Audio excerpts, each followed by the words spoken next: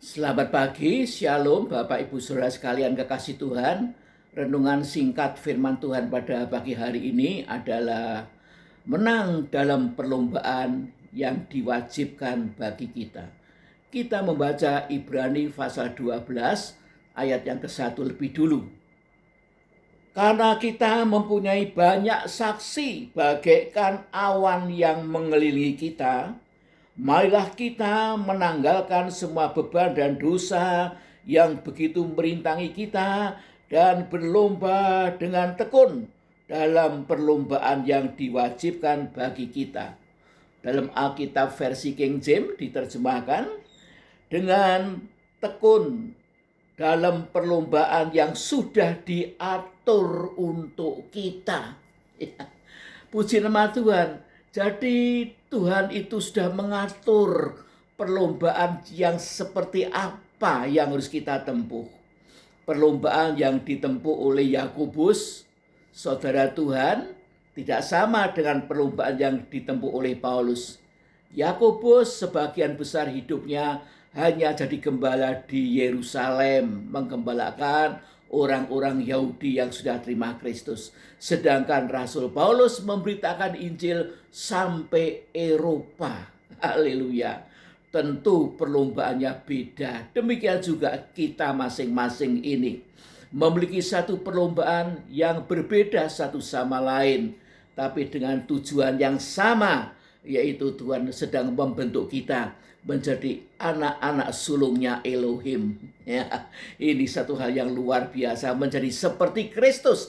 Kristus adalah anak sulung dari Elohim. Halo, anak sulung daripada Bapa, maka kita juga dibentuk untuk menjadi seperti Kristus, menjadi anak-anak sulungnya, sehingga kita memiliki hak kesulungan.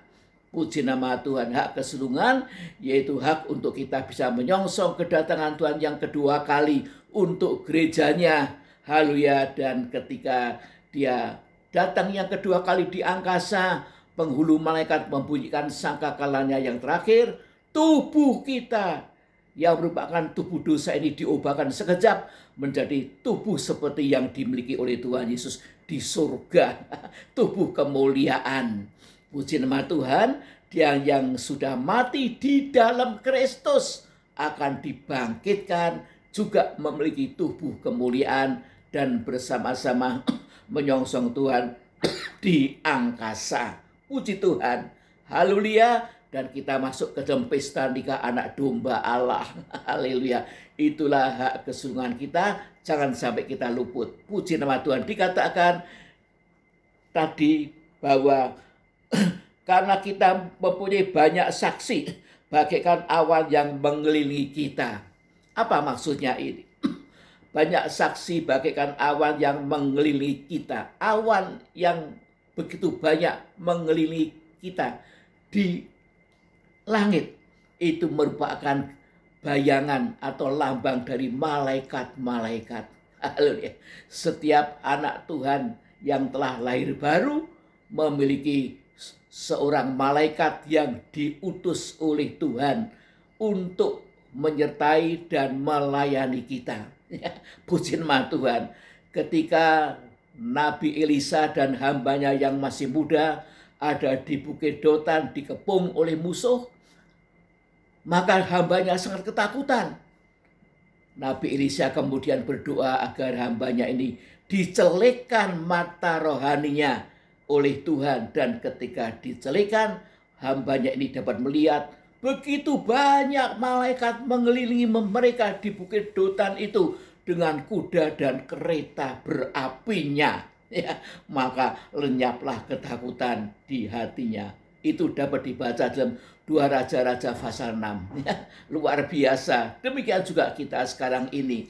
Ini berarti Tuhan itu, Yahweh Elohim itu mau campur tangan dalam setiap perlombaan yang sedang kita tempuh. Ya.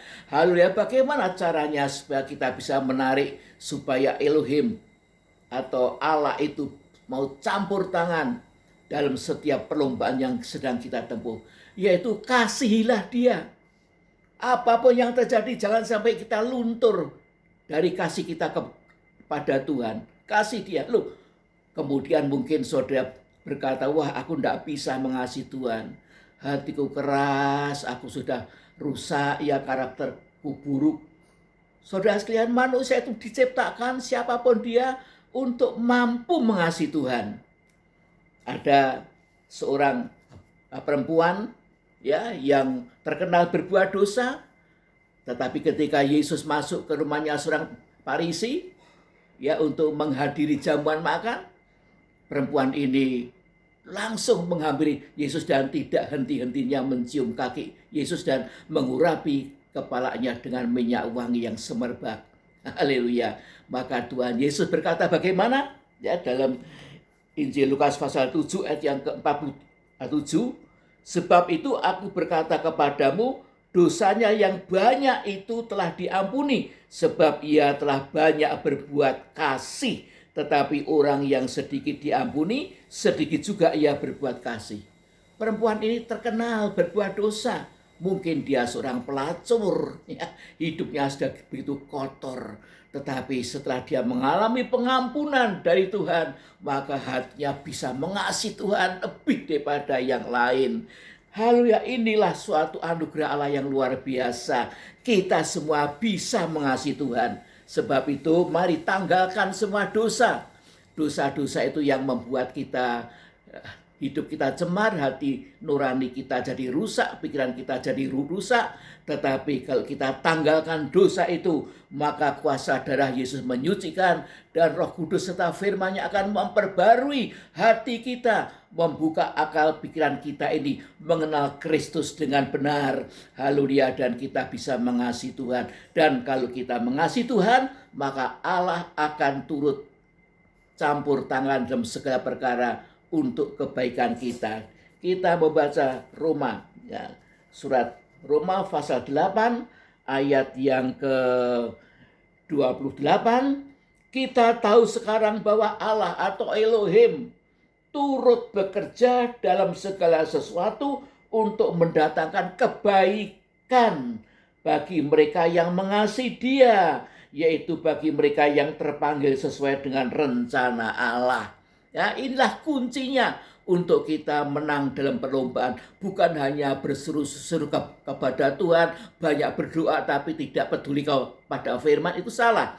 Tetapi mari kita tanggalkan segala macam dosa, karakter kita yang buruk, dan kita mulai minta dipenuhkan Roh Kudus. Roh Kudus itu adalah roh kasih yang akan memberikan kasih Allah, kasih agape itu dalam hati kita, dan kita bisa mengasihi Tuhan. Ya, puji nama Tuhan. Hal sebab itu marilah masuk tahun 2023 ini merupakan tahun di mana kita bangkit mengasihi Tuhan, dan kita percaya apapun perlombaan yang kita hadapi di tahun 2023 ini, kita akan muncul sebagai pemenang. Haleluya. Kita mengasihi Tuhan dengan satu tujuan, memenuhi rancangan Tuhan. Apakah rancangan Tuhan itu? Ayat yang ke-29, sebab semua orang yang dipilihnya dari semula, mereka juga ditentukannya dari semula untuk menjadi serupa dengan gambaran anaknya atau dengan citra anaknya Yesus Kristus, supaya ia anaknya itu menjadi yang sulung di antara banyak saudara. Yesus adalah putra sulung Allah. Kita dirancangkan untuk menjadi seperti anaknya, berarti kita juga dirancangkan untuk menjadi anak-anak sulung Allah. Jangan sampai kita luput dari tujuan Allah yang luar biasa ini, yaitu pada akhir zaman ini Allah sedang membentuk jemaat anak-anak sulung Allah, ya, atau jemaat mempelainya Kristus, tubuh Kristus yang sempurna. Tuhan memberkati saudara sekalian. Apapun perlombaan yang saudara hadapi, mari kita tetap mengasihi Tuhan. Jangan sampai undur, jangan sampai luntur kasih kita kepada Tuhan. Amin. Mari kita berdoa. Bapa di surga, terima kasih buat firman-Mu pada pagi hari ini. Hamba mohon agar Roh Kudus menyempurnakan dan memampukan kami untuk mengerti dan melakukan firman Allah ini. Terima kasih Tuhan, sehingga memasuki tahun 2023 ini, apapun perlombaan yang kita hadapi, kita menjadi pemenang, bahkan lebih daripada seorang pemenang. Haleluya. Amin. Terima kasih untuk perhatian Bapak Ibu Saudara sekalian. Tuhan memberkati dengan limpah dan kemenangan.